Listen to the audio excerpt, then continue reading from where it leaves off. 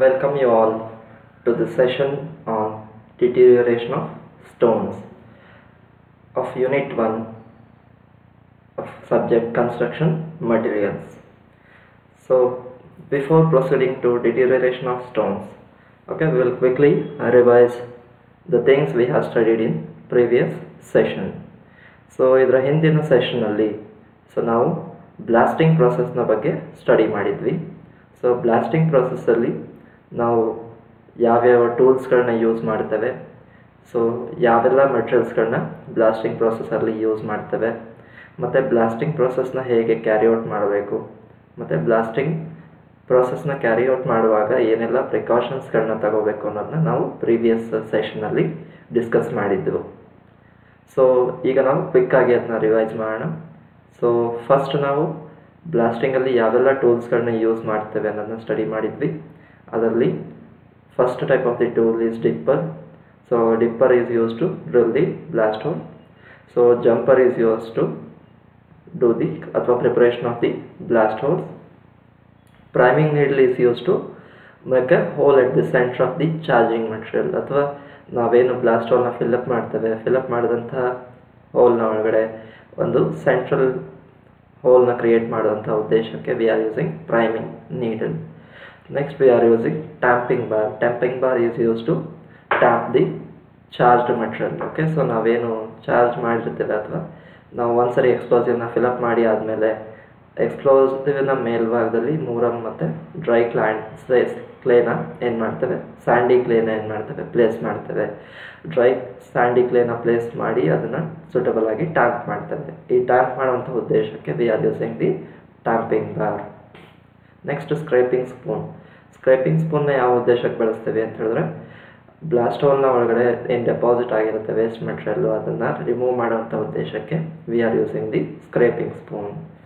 So next we discussed about the different materials used in blasting. So ಬ್ಲಾಸ್ಟಿಂಗಲ್ಲಿ ಯಾವೆಲ್ಲ ಮೆಟೀರಿಯಲ್ಸ್ಗಳನ್ನ use ಮಾಡ್ತೇವೆ. So we are using the blasting materials ಯಾವ್ದು ಅಂದರೆ detonators. First type of the material is detonators ಅಂತ ಕರೀತೇವೆ. So detonator ಹೇಗಿರುತ್ತೆ ಅಂದರೆ, it's a cylindrical one having 6 mm diameter and 25 mm length, which is provided with a fuse at the other end. So ಫ್ಯೂಸ್ನ ನಾವೇನಕ್ಕೆ use ಮಾಡ್ತೇವೆ, process of ಬ್ಲಾಸ್ಟಿಂಗ್ನ start ಮಾಡಲಿಕ್ಕೆ, ignite ಮಾಡಲಿಕ್ಕೆ ನಾವೇನು ಮಾಡ್ತೇವೆ, ಫ್ಯೂಸ್ ಅನ್ನೋ ಮೆಟೀರಿಯಲ್ನ ಯೂಸ್ ಮಾಡ್ತೇವೆ. ಸೊ ಮೇಜರಾಗಿ ಯೂಸ್ ಮಾಡ್ತಕ್ಕಂಥ ಎಕ್ಸ್ಪ್ಲೋಸಿವ್ಸ್ಗಳು, ನೆಕ್ಸ್ಟ್ ನಾವು ಎಕ್ಸ್ಪ್ಲೋಸಿವ್ನ ಯೂಸ್ ಮಾಡ್ತೇವೆ. ಗನ್ ಪೌಡರ್ ಮತ್ತು ಡೈನಮೈಟ್ಸು ಮೇಜರ್ ಆಗಿ ಯೂಸ್ ಮಾಡ್ತಕ್ಕಂಥ ಎಕ್ಸ್ಪ್ಲೋಸಿವ್ಗಳು in the process of blasting. So next we are using fuse ಆವಾಗಲೇ ಹೇಳ್ದಂಗೆ. ಓಕೆ, ಸೊ ಕಾಟನ್ ರೋಪ್ಗಳನ್ನ ನಾವೇನು ಮಾಡಿರ್ತೇವೆ, ರೋಲ್ ಮಾಡಿರ್ತೇವೆ. ಸೊ ಈ ಫ್ಯೂಸ್ ಮೆಟೀರಿಯಲ್ ಏನಕ್ಕೆ ಬೇಕು ಅಂತ ಹೇಳಿದ್ರೆ, ನಮಗೆ ಬ್ಲಾಸ್ಟಿಂಗ್ ಪ್ರೊಸೆಸ್ನ ಸ್ಟಾರ್ಟ್ ಮಾಡಲಿಕ್ಕೆ, ಇಗ್ನಿಷನ್ ಮಾಡಲಿಕ್ಕೆ, ಎಕ್ಸ್ಪ್ಲೋಸಿವ್ಗಳನ್ನ ಇಗ್ನೈಟ್ ಮಾಡೋವಂಥ ಉದ್ದೇಶಕ್ಕೆ ಫ್ಯೂಸ್ ಮೆಟೀರಿಯಲ್ನ ಯೂಸ್ ಮಾಡ್ತೇವೆ. ಸೊ ನೆಕ್ಸ್ಟ್ ನಾವು ಪ್ರೊಸೆಸ್ ಆಫ್ ಬ್ಲಾಸ್ಟಿಂಗ್ ಹೇಗೆ ನಡೆಯುತ್ತೆ ಅನ್ನೋದನ್ನ ಡಿಸ್ಕಸ್ ಮಾಡಿದ್ವಿ. ಸೀಕ್ವೆನ್ಸ್ ಹೇಗೆ ನಡೆಯುತ್ತೆ, first we have to go for boring. Boring ಅಂತ ಹೇಳಿದ್ರೆ ಬ್ಲಾಸ್ಟ್ ಹೋಲ್ಗಳನ್ನ ಪ್ರಿಪ್ರೇಷನ್ ಮಾಡೋವಂಥ ಮೆಥಡು. ಸೊ ಫಸ್ಟ್ ನಾವೇನು ಮಾಡ್ತೀವಿ, ಬ್ಲಾಸ್ಟಿಂಗ್ ಲೇಔಟನ್ನು ಪ್ರಿಪೇರ್ ಮಾಡ್ತೀವಿ. ಬ್ಲಾಸ್ಟಿಂಗ್ ಲೇಔಟ್ ಅಂತ ಹೇಳಿದ್ರೆ ಅಟ್ ಸೂಟಬಲ್ ಡಿಸ್ಟೆನ್ಸ್ ಏನು ಮಾಡ್ತೀವಿ, ಬ್ಲಾಸ್ಟ್ ಹೋಲ್ಗಳನ್ನ ಲೊಕೇಟ್ ಮಾಡಿರ್ತೇವೆ. ಅಟ್ ರಿಕ್ವೈರ್ಡ್ ಡೆಪ್ತ್ ಏನು ಮಾಡ್ತೀವಿ, ಡಯಾಮೀಟರ್ ಮತ್ತು ಡೆಪ್ತಿಗೆ ಏನು ಮಾಡ್ತೀವಿ, ಬ್ಲಾಸ್ಟ್ ಹೋಲ್ಗಳನ್ನ ಡ್ರಿಲ್ ಮಾಡ್ತೇವೆ.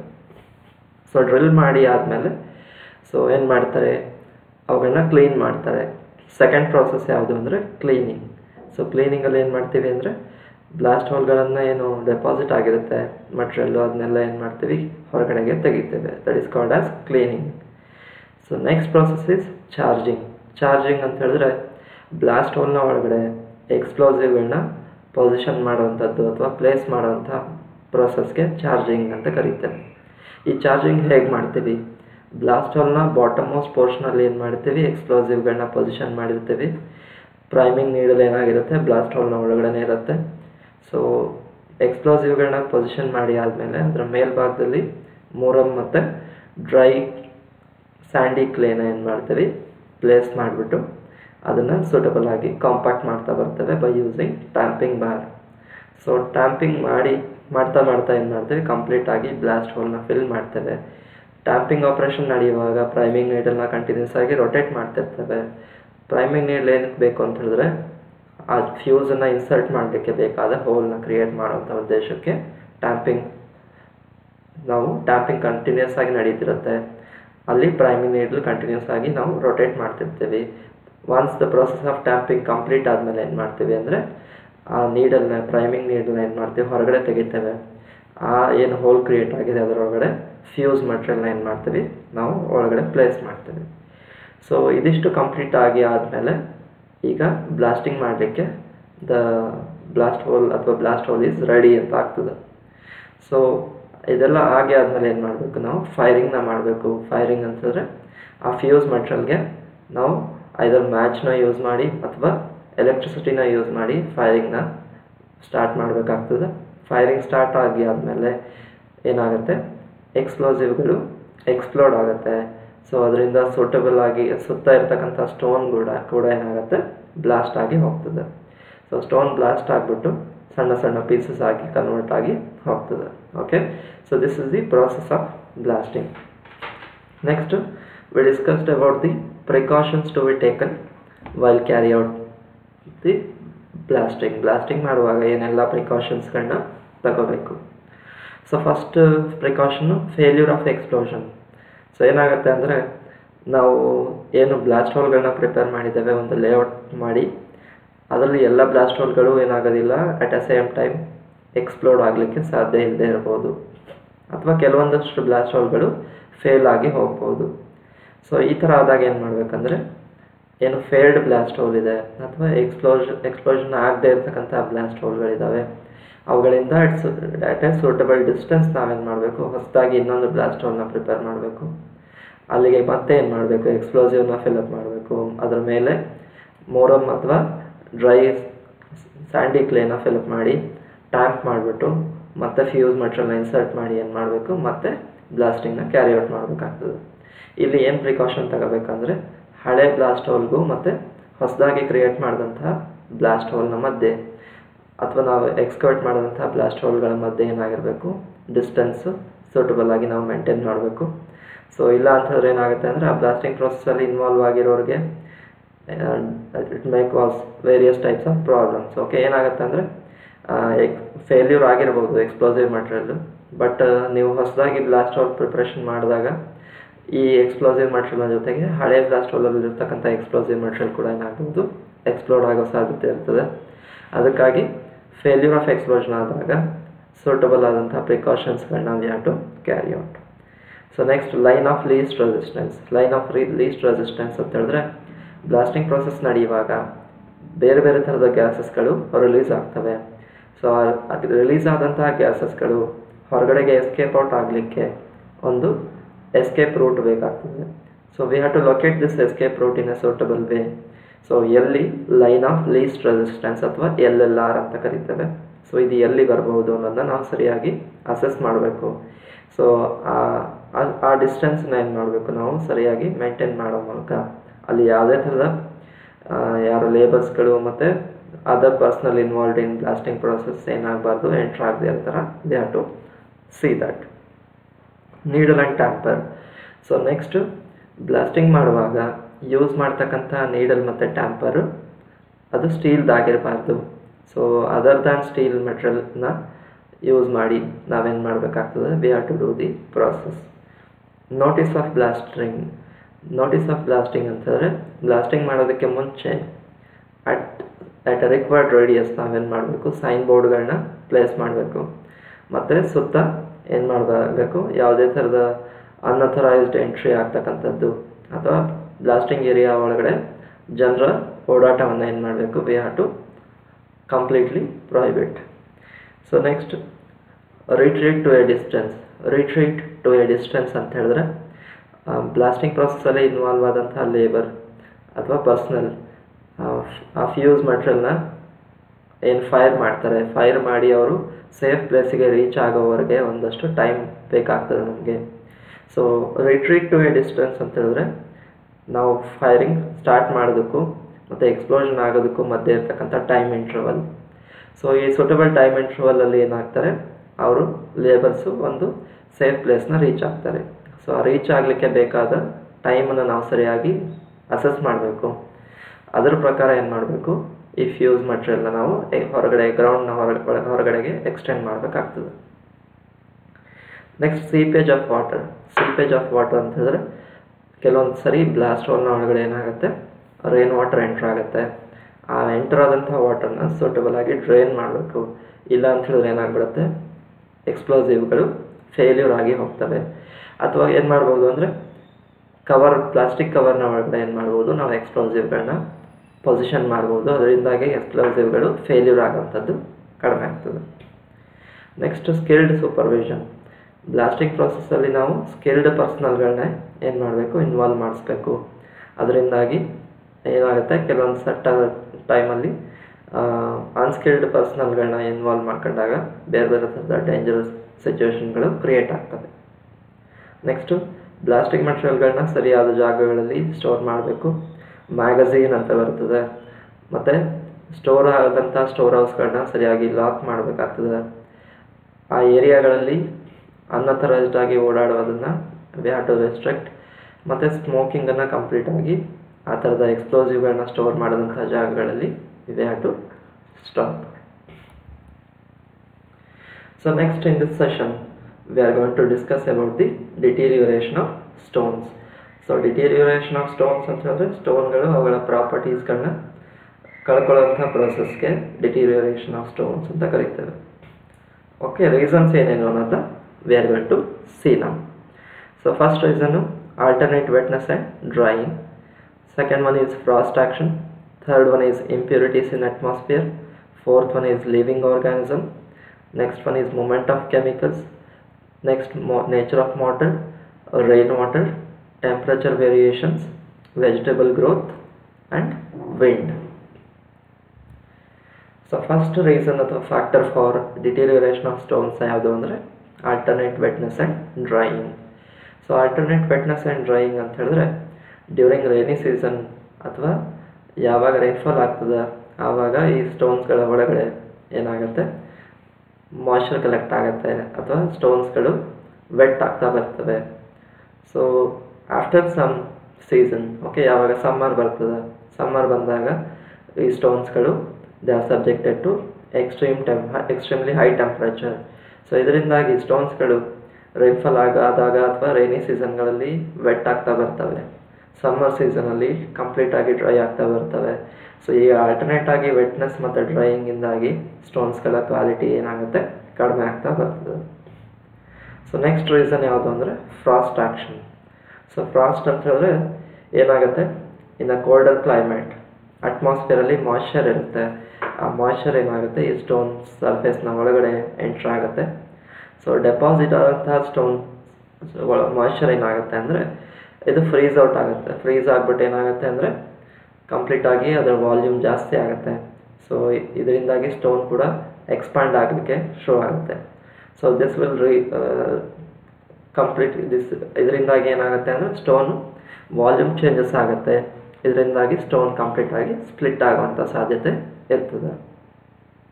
ಸೊ ಫ್ರಾಸ್ಟ್ ಆ್ಯಕ್ಷನ್ ಎಲ್ಲಿ ಕಂಡು ಬರ್ತದೆ ಜಾಸ್ತಿ ಅಂತ ಹೇಳಿದ್ರೆ ಎಲ್ಲಿ temperature will B below normal ಇರ್ತದೆ ಅಥವಾ ಎಕ್ಸ್ಟ್ರೀಮ್ ಕೋಲ್ಡ್ ಟೆಂಪ್ರೇಚರ್ ಇರ್ತಕ್ಕಂಥ ಲೊಕೇಶನ್ಗಳಲ್ಲಿ ಫ್ರಾಸ್ಟ್ ಆ್ಯಕ್ಷನ್ ಕಂಡು ಬರ್ತದೆ. Impurities in atmosphere. So pollution ಈಗ ನಾರ್ಮಲ್ ಆಗಿ ಏನಾಗ್ತಾ ಇದೆ, ಎಲ್ಲ ಕಡೆಗಳಲ್ಲಿ ಪೊಲ್ಯೂಷನ್ನ ರೇಟು ಜಾಸ್ತಿ ಇದೆ. ಸೊ ಅದರಿಂದಾಗಿ ಅಟ್ಮಾಸ್ಫಿಯರಲ್ಲಿ ಬೇರೆ ಬೇರೆ ಥರದ ಅನ್ವಾಂಟೆಡ್ ಗ್ಯಾಸಸ್ಗಳು ಸೇರ್ಪಡೆ ಆಗ್ತಾ ಇದ್ದಾವೆ. ಸೊ ಈ ಗ್ಯಾಸಸ್ಗಳ ಗ್ರೀನ್ ಹೌಸ್ ಗ್ಯಾಸಸ್ ಅಂತ ಏನು ಕರಿತೀವಿ. ಸೊ ಬೇರೆ ಬೇರೆ ಥರದ ಆ್ಯಸಿಡ್ಸ್ಗಳು ಇವೆಲ್ಲ ಏನಾಗ್ತಿದ್ದಾವೆ ಅಂದರೆ ನಮ್ಮ ಅಟ್ಮಾಸ್ಫಿಯರ್ನ ಒಳಗಡೆ ಡೆಪಾಸಿಟ್ ಆಗ್ತಿದ್ದಾವೆ. ಸೊ ಈ ಡೆಪಾಸಿಷನ್ ಆಫ್ ದೀಸ್ ಗ್ಯಾಸಸ್ಗಳಿಂದಾಗಿ ಏನಾಗ್ತಾ ಇದೆ ಅಂದರೆ ಈ ನಮ್ಮ ಸ್ಟ್ರಕ್ಚರ್ಗಳು ಅಥವಾ ಮಾನ್ಯುಮೆಂಟ್ಗಳನ್ನ ಏನು ಕನ್ಸ್ಟ್ರಕ್ಷನ್ ಮಾಡಿದ್ದೇವೆ ಅವುಗಳ ಕ್ವಾಲಿಟಿ ಏನಾಗ್ತಾ ಇದೆ, ಡೇ ಬೈ ಡೇ ಕಡಿಮೆ ಆಗ್ತಾ ಇದೆ. ಸೊ ನಾವು ಈ ಇಮೇಜಲ್ಲಿ ತೋರಿಸಿರೋ ಥರ, so for example Taj Mahal, so ಅದು ಏನು ಮಾಡಿದ್ದೇವೆ, ಮಾರ್ಬಲಿಂದ ಕನ್ಸ್ಟ್ರಕ್ಷನ್ ಮಾಡಿದ್ದೇವೆ. ಸೊ ಹಿಂದಿನ ವರ್ಷಗಳಲ್ಲಿ, ಓಕೆ, ಬಿಫೋರ್ 1 or 2 decades ಅದರ quality of marble was very good.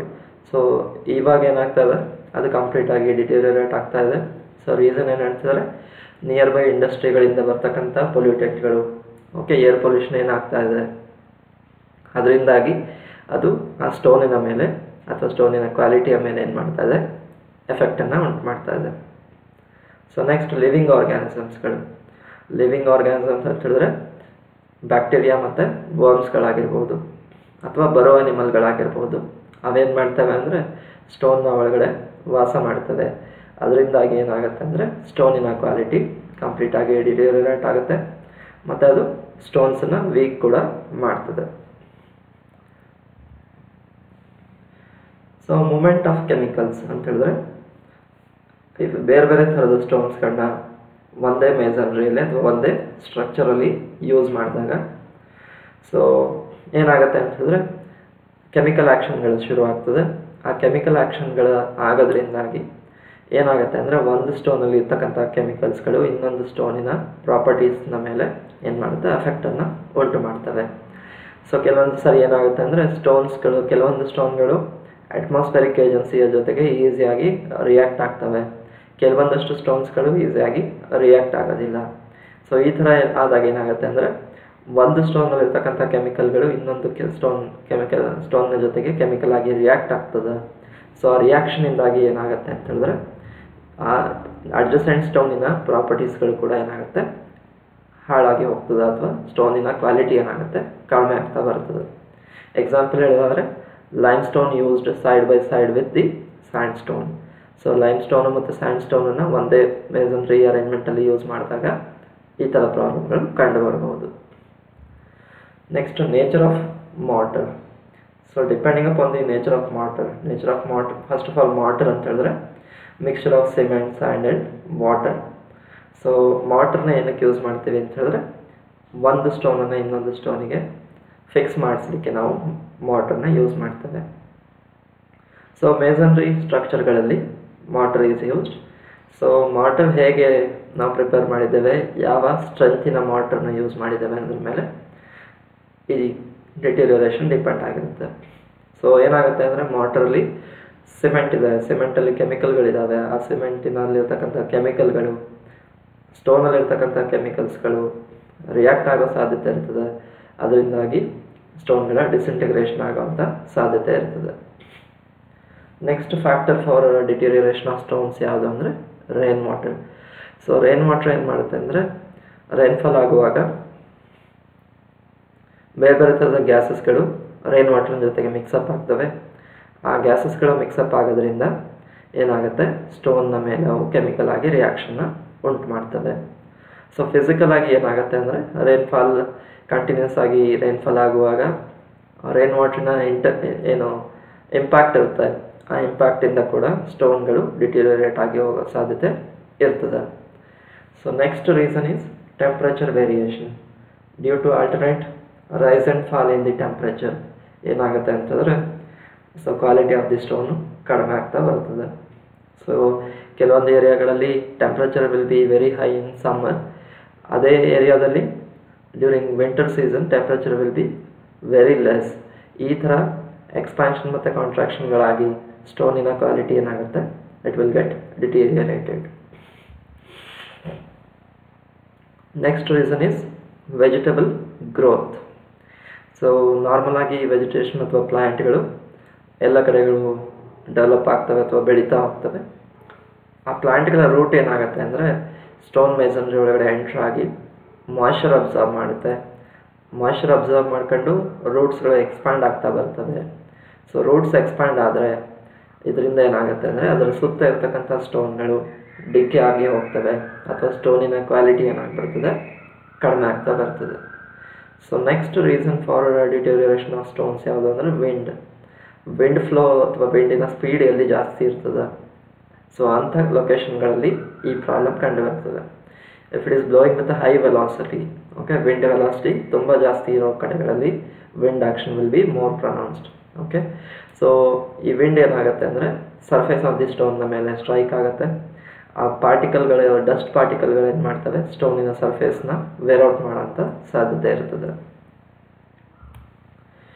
So ನಾವು we have to study about the retardation of decay of stone ಅಥವಾ ಡಿಟೀರಿಯರೇಷನ್ ಆಫ್ ಸ್ಟೋನ್ಸನ್ನು ಕಡಿಮೆ ಮಾಡಲಿಕ್ಕೆ ನಾವು ಏನೆಲ್ಲ ಮಾಡಬಹುದು ಅನ್ನೋದನ್ನ ವಿ ಹ್ಯಾವ್ ಟು ಸಿ ನಾವು.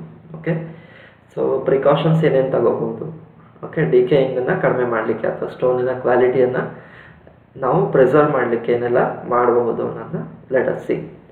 Okay, so first one is usage of compact siliceous stone. So ನಾವು ಕಾಂಪ್ಯಾಕ್ಟ್ ಸಿಲಿಷಿಯಸ್ ಸ್ಟೋನ್ಗಳನ್ನ ಯೂಸ್ ಮಾಡಬೇಕು ಎಲ್ಲಿ ಅಂದರೆ ನಾವು ಎಲ್ಲೆಲ್ಲಿ ಸ್ಟ್ರಕ್ಚರ್ಗಳನ್ನ ಕನ್ಸ್ಟ್ರಕ್ಟ್ ಮಾಡ್ತೀವಿ ಅಥವಾ ಸ್ಟೋನ್ ಮೇಸನ್ರಿನ ಯೂಸ್ ಮಾಡ್ತಿದ್ದೇವೆ ಅಲ್ಲೆಲ್ಲ ಸ್ಟ್ರಕ್ಚರ್ ಡೆನ್ಸ್ ಸ್ಟ್ರಕ್ಚರ್ ಇರ್ತಕ್ಕಂಥದ್ದು ಅಥವಾ dense crystalline structure texture arrangement ಇರ್ತಕ್ಕಂಥ ಏನು ಸ್ಟೋನ್ಸ್ಗಳಿರ್ತವೆ ಅವುಗಳನ್ನ ನಾವು we have to use. Sandstone cemented with siliceous binding materials. Okay, so siliceous binding material ಇರ್ತಕ್ಕಂಥ ಸ್ಯಾಂಡ್ ಸ್ಟೋನ್ಗಳನ್ನ ಯೂಸ್ ಮಾಡಬೇಕು.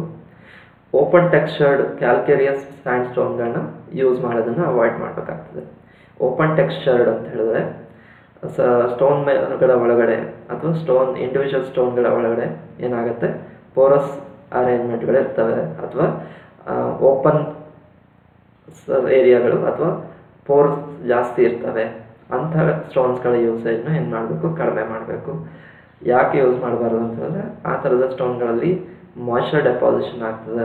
ಆದಷ್ಟು ಡೆನ್ಸ್ ಕ್ರಿಸ್ಟಲೈನ್ ಟೆಕ್ಸ್ಚರ್, ಡೆನ್ಸ್ ಅಂತ ಹೇಳಿದ್ರೆ ಸ್ಟೋನು ಕಾಂಪ್ಯಾಕ್ಟಾಗಿ ಫಿಲ್ಡ್ ಆಗಿರ್ತಕ್ಕಂಥ ಸ್ಟೋನ್ಗಳನ್ನ ಏನು ಮಾಡಬೇಕು, we have to use. Next external rendering. So external rendering ಅಂತ ಹೇಳಿದ್ರೆ ನಾವು ಬಿಲ್ಡಿಂಗಲ್ಲಿ ಯೂಸ್ ಮಾಡ್ತಕ್ಕಂಥ ಸ್ಟೋನ್ಗಳಿಗೆ so masonry, external surface of the masonry ಏನಿರುತ್ತೆ ಅದಕ್ಕೆ ನಾವು ಪ್ಲಾಸ್ಟ್ರಿಂಗ್ನ ಮಾಡಬೇಕು ಅಥವಾ we have to carry out the pointing in a suitable way. Pointing ಅಂತಂದರೆ ಜಾಯಿಂಟ್ಗಳನ್ನ ಪ್ರಿಪ್ರೇಷನ್ ಮಾಡೋ ಪ್ರೊಸೆಸ್ಸು. ಸೊ ಜಾಯಿಂಟ್ಸ್ಗಳನ್ನ ಸರಿಯಾಗಿ ಫಿಲಪ್ ಮಾಡಬೇಕು ಮತ್ತು ಸರ್ಫೇಸ್ ಆಫ್ ದಿ ಸ್ಟೋನ್ಗೆ ನಾವು ಪ್ಲಾಸ್ಟ್ರಿಂಗ್ನ ಮಾಡೋ ಮೂಲಕ ಕೂಡ ಏನು ಮಾಡ್ಬೋದು, ಸ್ಟೋನಿನ ಕ್ವಾಲಿಟಿಯನ್ನು ವಿ ಕ್ಯಾನ್ ಪ್ರಿಸರ್ವ್.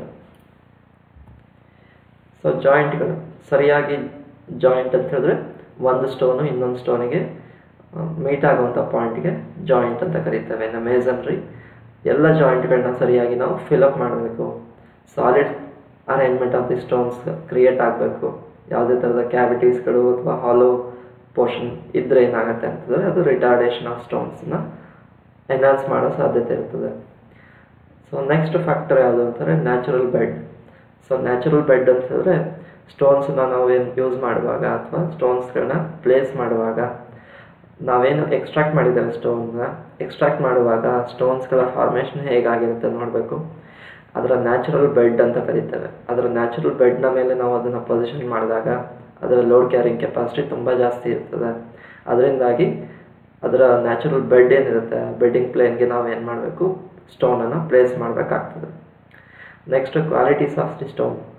ಸೊ ನಾವು ಸ್ಟೋನ್ ಮೇಸನ್ರಿಯಲ್ಲಿ ಯೂಸ್ ಮಾಡೋಂಥ ಸ್ಟೋನ್ನ ಕ್ವಾಲಿಟಿ ಏನಾಗಿರ್ಬೇಕಂದ್ರೆ it should be well finished and it should be polished ಮತ್ತು ಡ್ರೆಸ್ಡ್ ಸ್ಟೋನ್ಗಳನ್ನ ಏನು ಮಾಡಬೇಕು, ಆದಷ್ಟು ಯೂಸ್ ಮಾಡಲಿಕ್ಕೆ ಟ್ರೈ ಮಾಡಬೇಕು. ರಫ್ ಸ್ಟೋನ್ಗಳನ್ನ ಯೂಸ್ ಮಾಡಿದ್ರೆ ಅದರ ಮೇಲೆ ಡೆಪಾಸಿಷನ್ಗಳಾಗೋ ಸಾಧ್ಯತೆ ಇರ್ತದೆ ಮತ್ತು ಅಂದರೆ over the period of time ಅದು ಏನಾಗುತ್ತೆ ಅದರ ಕ್ವಾಲಿಟೀಸ್ನ ಕಳ್ಕೊಳ್ಳುವಂಥ ಸಾಧ್ಯತೆ ಇರುತ್ತೆ. So next we have to use the seasoned stones. Seasoned stone ಅಂತ ಹೇಳಿದ್ರೆ ಕ್ವಾರಿಯಿಂದ ನಾವು ಸ್ಟೋನನ್ನು ಎಕ್ಸ್ಟ್ರಾಕ್ಟ್ ಮಾಡಿದಾಗ ಅದರೊಳಗಡೆ ಮಾಯ್ಶ್ಚರ್ ಇರುತ್ತೆ. ಆ ಮಾಯ್ಶ್ಚರ್ಗೆ will call it as a quarry sap ಅಂತ ಕರೀತೇವೆ. ಸೊ ಕ್ವಾರಿ ಸ್ಯಾಪ್ ಅಂತ ಹೇಳಿದ್ರೆ moisture present in the stone, okay, which is extracted freshly from a quarry. So ಇದರಿಂದಾಗಿ ಏನಾಗುತ್ತೆ ಅಂದರೆ ಮಾಯ್ಶ್ಚರ್ ಇದ್ದರೆ ಅದು ಸ್ಟೋನಿನ ಡಿಕೆ ಮಾಡಲಿಕ್ಕೆ ಸ್ಟಾರ್ಟ್ ಮಾಡ್ತಿದೆ. ಸೊ ಸೀಸನ್ಡ್ ಸ್ಟೋನ್ನ ಯೂಸ್ ಮಾಡಬೇಕಂದ್ರೆ ಮಾಯ್ಶ್ಚರನ್ನು ಕಂಪ್ಲೀಟಾಗಿ ಹೊರಗಡೆ ಹಾಕ್ಬಿಟ್ಟು ಸೊ ಆ ಥರದ ಸ್ಟೋನ್ಗಳನ್ನ ನಾವೇನು ಮಾಡಬೇಕು, we have to use. So ಅದಕ್ಕೇನು ಮಾಡಬೇಕು ಅಥವಾ ಮಾಯ್ಶ್ಚರ್ನ ಹೊರಗಡೆ ಹಾಕ್ಲಿಕ್ಕೆ ಏನು ಮಾಡಬೇಕಂದ್ರೆ ಸಫಿಷಿಯಂಟ್ ಟೈಮ್ನ ಪ್ರೊವೈಡ್ ಮಾಡಬೇಕು. Before going to position that stone in the structure ನಾವೇನು ಮಾಡಬೇಕು, ಆ ಸ್ಟೋನ್ಗೆ ಅದರ ಮಾಯ್ಶ್ಚರ್ ಹೊರಗಡೆ ಹೋಗಲಿಕ್ಕೆ ಬೇಕಾದಷ್ಟು ಕ್ವಾಂಟಿಟಿ ಆಫ್ ಟೈಮ್ ಅಥವಾ ಡ್ಯೂರೇಷನನ್ನು ಏನು ಮಾಡಬೇಕು, we have to provide. Next size of the stone. So ಆದಷ್ಟು ನಾವು ಲಾರ್ಜ್ ಸೈಜ್ಡ್ ಸ್ಟೋನ್ಗಳನ್ನ ಏನು ಮಾಡಬೇಕಾಗ್ತದೆ, ಮೇಸನ್ರಿ ಒಳಗಡೆ ಯೂಸ್ ಮಾಡಬೇಕಾಗ್ತದೆ. ಇದರಿಂದಾಗಿ ಏನಾಗುತ್ತೆ ಅಡ್ವಾಂಟೇಜ್ ಅಂದರೆ ನಂಬರ್ ಆಫ್ ಜಾಯಿಂಟ್ಗಳು ಮಿನಿಮೈಸ್ ಆಗುತ್ತೆ. ಯಾಕಂತ ಹೇಳಿದ್ರೆ joints R the weakest part. ಆ ಜಾಯಿಂಟ್ಗಳ ಮೂಲಕ ಏನಾಗ್ಬೋದು, ವಾಟರ್ ಎಂಟ್ರ್ ಆಗ್ಬೋದು ಅಥವಾ ಮಾಯ್ಶ್ಚರ್ ಎಂಟ್ರ್ ಆಗ್ಬೋದು. ಸೊ ಅದಕ್ಕೆ ಏನು ಮಾಡಬೇಕು, ನಂಬರ್ ಆಫ್ ಜಾಯಿಂಟ್ಸನ್ನು ಮಿನಿಮೈಸ್ ಮಾಡಲಿಕ್ಕೆ ಲಾರ್ಜ್ ಸೈಜ್ಡ್ ಸ್ಟೋನ್ಗಳನ್ನ ನಾವು ಯೂಸ್ ಮಾಡಬೇಕಾಗ್ತದೆ. Next washing with water. So ಏನು ಮಾಡ್ಬೋದು, ಎಕ್ಸ್ಪೋಸ್ಡ್ ಸ್ಟೋನ್ ಸರ್ಫೇಸ್ ಏನಿರ್ತವೆ ಅವುಗಳನ್ನ ಆದಷ್ಟು ಕ್ಲೀನಾಗಿ ನಾವು ಮೇಂಟೈನ್ ಮಾಡಬೇಕು. ಆ ಉದ್ದೇಶಕ್ಕೆ ಏನು ಮಾಡಬೇಕು, ಅದನ್ನು ವಾಟರ್ನ ಯೂಸ್ ಮಾಡಿ we can wash at a regular interval. So next, till now we have studied about the deterioration of stones and how to stop the deterioration of stones. Okay, so in the next few slides we'll see some multiple choice question. So first question is, which of the following are the agencies responsible for deterioration of stones? So ಯಾವ ಏಜೆನ್ಸೀಸ್ಗಳು ಸ್ಟೋನ್ಸನ್ನು deteriorate ಮಾಡಲಿಕ್ಕೆ ಕಾರಣ ಆಗ್ತಿದ್ದಾವೆ? First one is alternate wetness and drying, second one is frost, third one is impurities in atmosphere, and D all of the above. So the right answer is, so alternate wetness ಇಂದ and ಡ್ರೈಯಿಂಗಿಂದ ಕೂಡ deterioration ಆಗ್ತಿದೆ, frost ಆ್ಯಕ್ಷನಿಂದ ಕೂಡ ಸ್ಟೋನ್ಗಳು ಡಿಟೀರಿಯರೇಟ್ ಆಗ್ತವೆ, atmospheric ಇಂಪ್ಯೂರಿಟೀಸಿಂದ ಕೂಡ ಡಿಟೀರಿಯರೇಟ್ ಆಗ್ತದೆ stone. ಅದರಿಂದ correct answer is D, all of the above.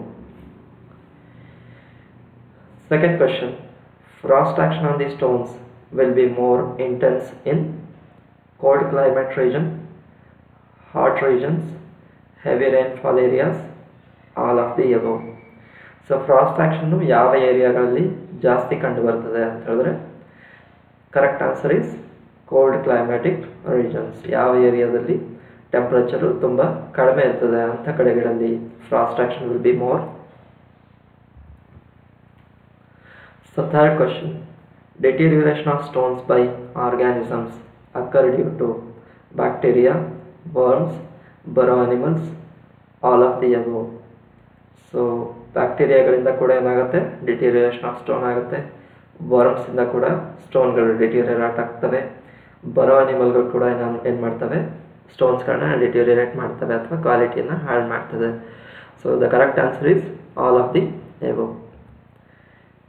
So wind action will be more intense in, first one is desert, second one is forest, third one is coastal areas, D all of the above. So normal ಆಗಿ wind speed ಎಲ್ಲಿ ಜಾಸ್ತಿ ಇರ್ತದೆ ಅಂದರೆ dessert ಏರಿಯಾಗಳಲ್ಲಿ ಜಾಸ್ತಿ ಇರ್ತದೆ, ಅಥವಾ ಮರುಭೂಮಿಯಲ್ಲಿ ಏನಾಗುತ್ತೆ, wind speed will be high.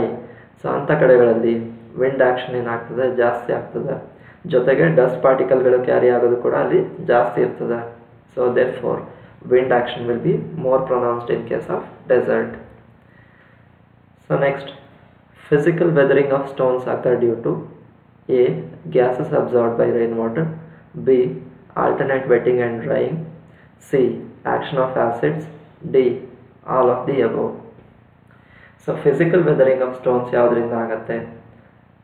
Okay, so the correct answer is alternate wetting and drying. So physical weathering ಅಂತಂದರೆ ಸ್ಟೋನ್ಗಳ ವೇರ್ ಆ್ಯಂಡ್ ಟೇರ್ ಆಗ್ತಕ್ಕಂಥದ್ದು. ವೇರ್ ಆ್ಯಂಡ್ ಟೇರ್ ಆಗ್ತಕ್ಕಂಥದ್ದು ಯಾಕೆ ಆಗ್ತದೆ ಅಂದರೆ ಡ್ಯೂರಿಂಗ್ ಸಮ್ಮರ್ ಸೀಸನ್ ಏನಾಗುತ್ತೆ, temperature will be very high. Okay, ಅದೇ rainfall ಸೀಸನಲ್ಲಿ ಅಥವಾ ರೈನಿ ಸೀಸನ್ಗಳಲ್ಲಿ ಟೆಂಪ್ರೇಚರ್ ಕಡಿಮೆ ಆಗ್ತದೆ ಮತ್ತು ರೈನ್ಫಾಲ್ ಆಗುತ್ತೆ. ಅದರಿಂದಾಗಿ ಏನಾಗುತ್ತೆ ಅಂದರೆ ಸ್ಟೋನ್ಸು ಕಂಪ್ಲೀಟಾಗಿ ವೆಟ್ ಆಗ್ತವೆ. ವೆಟ್ ಆದಂಥ ಸ್ಟೋನು ಸಮ್ಮರಿಗೆ ಬಂದಾಗ ಮತ್ತೆ ಡ್ರೈ ಆಗುತ್ತೆ, ಇದರಿಂದಾಗಿ ವೇರ್ ಆ್ಯಂಡ್ ಟೇರ್ ಆಗ್ತದೆ. During chemical action of rainwater, the following gases will mix with rainwater. So rainwater ಜೊತೆಗೆ ಯಾವೆಲ್ಲ ಕೆಮಿಕಲ್ಗಳು ಮಿಕ್ಸಪ್ ಆಗಬಹುದು ಮತ್ತು ಆಗ್ತಿದ್ದಾವೆ ಅನ್ನೋದನ್ನ we have to see. A, carbon dioxide and hydrogen sulphide, B, carbon monoxide and methane, C, ozone, D, all of the above. So correct answer is carbon dioxide and hydrogen sulphide. Okay, so carbon dioxide ಮತ್ತು hydrogen sulphide ಏನು ಮಾಡುತ್ತೆ ಅಂದರೆ rain water ಜೊತೆಗೆ mix-up ಆಗಿಬಿಟ್ಟು ಅದು ಸ್ಟೋನ್ನ ಮೇಲೆ deposit ಆದಾಗ ಅದರಿಂದ ಏನಾಗುತ್ತೆ ಅಂದರೆ ಕೆಮಿಕಲ್ ಆ್ಯಕ್ಷನ್ಗಳು ಆಗ್ತವೆ. Which of the following agencies are responsible for alternate wetting and drying of the stones? So ಯಾವ್ಯಾವ ಏಜೆನ್ಸೀಸ್ಗಳು ಆಲ್ಟರ್ನೇಟ್ ವೆಟ್ಟಿಂಗ್ ಮತ್ತು ಡ್ರೈಯಿಂಗಿಗೆ ಕಾರಣ ಆಗ್ತವೆ? Rain, B, forest, C, dew, D, all of the above. The correct answer is D, all of the above. So ರೈನ್ಫಾಲಿಂದ ಕೂಡ ಆಗುತ್ತೆ, alternate wetting and drying, ಫ್ರಾಸ್ಟಿಂದನೂ ಆಗುತ್ತೆ, ಡ್ಯೂವಿಂದ ಕೂಡ ವೆಟ್ಟಿಂಗ್ ಮತ್ತು ಡ್ರೈಯಿಂಗ್ ಆಗ್ತದೆ. In frost action The freezing of moisture results in decrease in volume, B. increase in volume, C. elongation, D. all of the above. So frost ಆ್ಯಕ್ಷನಲ್ಲಿ ಏನಾಗುತ್ತೆ, volume normal ಆಗಿ ಜಾಸ್ತಿ ಆಗ್ತದೆ. ಏನಾಗುತ್ತೆ ಅಂದರೆ ಫ್ರಾಸ್ಟ್ ಆ್ಯಕ್ಷನಲ್ಲಿ ಮಾಯ್ಶ್ಚರ್ ಏನಿರುತ್ತೆ, ಅಟ್ಮಾಸ್ಫಿಯರಿಕ್ ಮಾಯ್ಶ್ಚರು ಸ್ಟೋನ್ನ ಒಳಗಡೆ ಕಲೆಕ್ಟ್ ಆಗುತ್ತೆ. ಮಾಯ್ಶ್ಚರ್ ಕಲೆಕ್ಟ್ ಆದಾಗ ಟೆಂಪ್ರೇಚರ್ ನಾರ್ಮಲ್ಗಿಂತ ಕಡಿಮೆ ಇದ್ದಾಗ ಏನಾಗುತ್ತೆ, ಐಸ್ ಫಾರ್ಮ್ಗೆ ಕನ್ವರ್ಟ್ ಆಗುತ್ತೆ. ಮಾಯ್ಶ್ಚರು ಸಾಲಿಡಿಫೈ ಆದಾಗ ಅದರ ವಾಲ್ಯೂಮ್ ಏನಾಗುತ್ತೆ, ಜಾಸ್ತಿ ಆಗುತ್ತೆ. ಕರೆಸ್ಪಾಂಡಿಂಗ್ ಟು ದಟ್ ಸ್ಟೋನಿನ ವಾಲ್ಯೂಮ್ ಕೂಡ ಏನಾಗುತ್ತೆ, ಇನ್ಕ್ರೀಸ್ ಆಗ್ತದೆ. So next, deterioration of stone can be minimized by using external rendering, compact siliceous stone, finished, polished and well dressed stone, all of the above. Answer is D, all of the above. So because normal ಆಗಿ ಡಿಟೀರಿಯರೇಷನ್ of ಸ್ಟೋನ್ಸ್ನ ಕಡಿಮೆ ಮಾಡಲಿಕ್ಕೆ ನಾವು external ರೆಂಡರಿಂಗ್ನ provide ಮಾಡಬೇಕು. Rendering ಅಂತ ಹೇಳಿದ್ರೆ plastering ಮತ್ತು Poynting ಮಾಡ್ತಕ್ಕಂಥದ್ದು stone ಸರ್ಫೇಸ್ಗಳ external ಪೋರ್ಷನ್ನ ಮೇಲೆ. ನೆಕ್ಸ್ಟ್ ಕಾಂಪ್ಯಾಕ್ಟ್ ಸಿಲಿಷಿಯಸ್ ಸ್ಟೋನ್ಸ್ ಅಂತ ಹೇಳಿದ್ರೆ ಡೆನ್ಸ್ ಕ್ರಿಸ್ಟಲೈನ್ ಅರೇಂಜ್ಮೆಂಟ್ ಇರ್ತಕ್ಕಂಥ ಟೆಕ್ಸ್ಚರ್ಡ್ ಸ್ಟೋನ್ಸ್ಗಳನ್ನ ಯೂಸ್ ಮಾಡಬೇಕಾಗ್ತದೆ. ನೆಕ್ಸ್ಟ್ ಫಿನಿಶ್ಡ್ ಮತ್ತು ಫಿನಿಶ್ಡ್ ಅಂದರೆ ವೆಲ್ ಫಿನಿಶ್ಡ್ ಪಾಲಿಶ್ ಆಗಿರ್ತಕ್ಕಂಥ ಡ್ರೆಸ್ಡ್ ಸ್ಟೋನ್ಗಳನ್ನ ಏನು ಮಾಡಬೇಕು, ಯೂಸ್ ಮಾಡಬೇಕಾಗ್ತದೆ to minimize the deterioration of stones. Next, use of large sized stone results in minimization of number of joints, increase of number of joints, require more mortar, all of the above. So large size ಸ್ಟೋನ್ಗಳನ್ನ use ಮಾಡಿದ್ರೆ joints ಏನಾಗುತ್ತೆ, normal ಆಗಿ ಕಡಿಮೆ ಆಗ್ತದೆ. ಅದರಿಂದಾಗಿ deterioration of ಸ್ಟೋನ್ಸನ್ನು ಏನು ಮಾಡ್ಬೋದು, we can minimise because joints are the weakest part. So till now we have discussed about the deterioration of stones and how to minimize the effect of deterioration ಅಥವಾ what are the precautions to be taken to minimize the amount of deterioration. So these are the reference materials we have used for this session. Thank you.